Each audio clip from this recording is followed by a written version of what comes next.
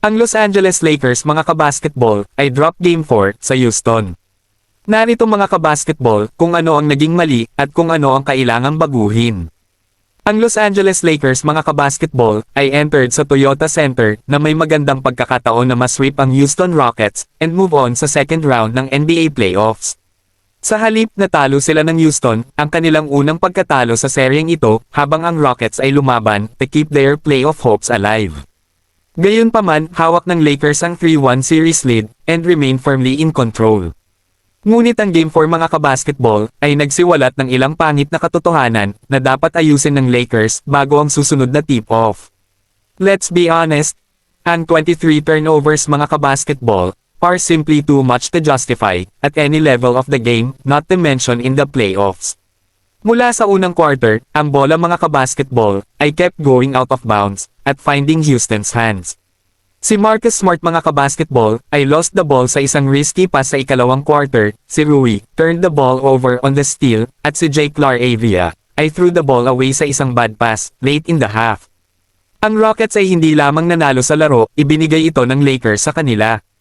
Ang bawat turnover ay isang breakaway chance para sa isang koponan ng Rockets na nagugutom para sa isang panalo. Unless LA gets ball security right, ang mga sitwasyong tulad nito will keep occurring. Si LeBron James mga kabasketball ay nagkaroon ng isa sa kanyang pinaka-worst playoff performance in recent memory. Looking at the game, he turned the ball over nang hindi bababa sa 7 beses, mga bad pass, lost balls, at lazy possessions na mabilis na na-convert ng Houston sa mga puntos. He missed consecutive 3-point attempts sa second quarter, missed ang driving layup sa third, at nakagawa ng critical turnover sa 5 minutes 22 seconds mark sa third quarter that led directly to Houston, extending their lead. Para sa isang player of his caliber and playoff experience, this level of carelessness mga kabasketball is alarming. May mga moments pa siya, maganda ang kanyang mga assists kina Hachimura at Ayton, ngunit sa isang gabi, when the team needed him to be the closer, si LeBron mga kabasketball, simply wasn't there. Si Austin Reeves mga kabasketball, was out for Game 4, by the coach's decision, habang siya ay nagpapagaling pa rin, mula sa kanyang grade 2 oblique injury, na natamo niya noong unang bahagi ng Abril. Kung wala siya, ang Lakers mga kabasketball ay nagsuffer sa kakulangan ng opensa, no spacing, walang secondary ball handlers, walang dependable shot creation mula sa bench. Ang Lakers, sa katunayan, ay muntik ng maswept nang wala ang kanilang dalawang top scorer.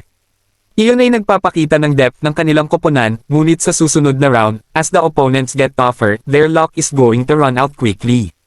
Ang pagbabalik kay Reeves mga kabasketball, kahit na nasa 80% lang siya, is the one thing that this team can get that will give them the most substantial boost going into round 2.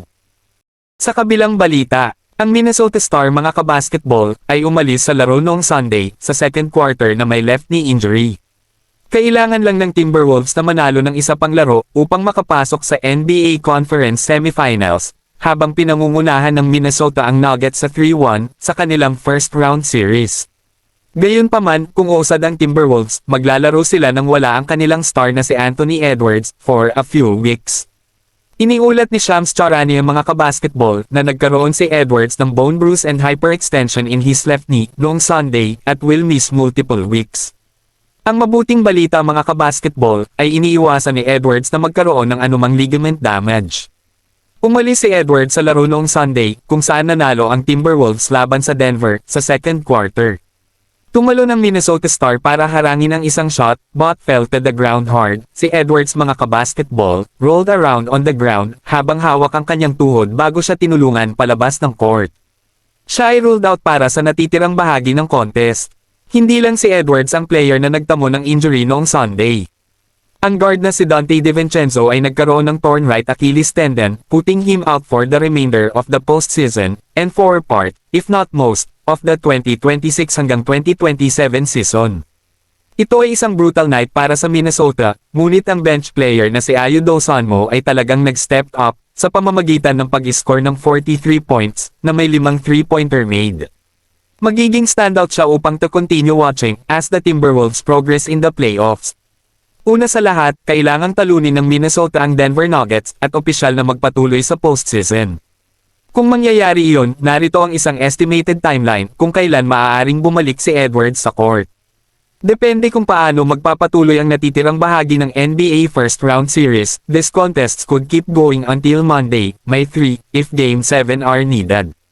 Isang linggo pa yun, ibig sabihin, ang conference semifinals ay malamang na magsisimula sa May 5, malamang na ma-miss ni Edwards ang lahat ng round na iyon ng playoffs, depending how many games the series goes to, for the Timberwolves. Ang bawat round ng NBA playoffs ay maaaring tumagal ng humigit kumulang 2 linggo, give or take, kung ang serye ay mapupunta sa 7-game.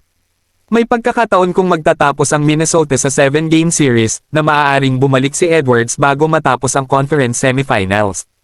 Kung hindi, umaasa siyang mag-advance ang kanyang koponan para makabalik siya para sa conference finals.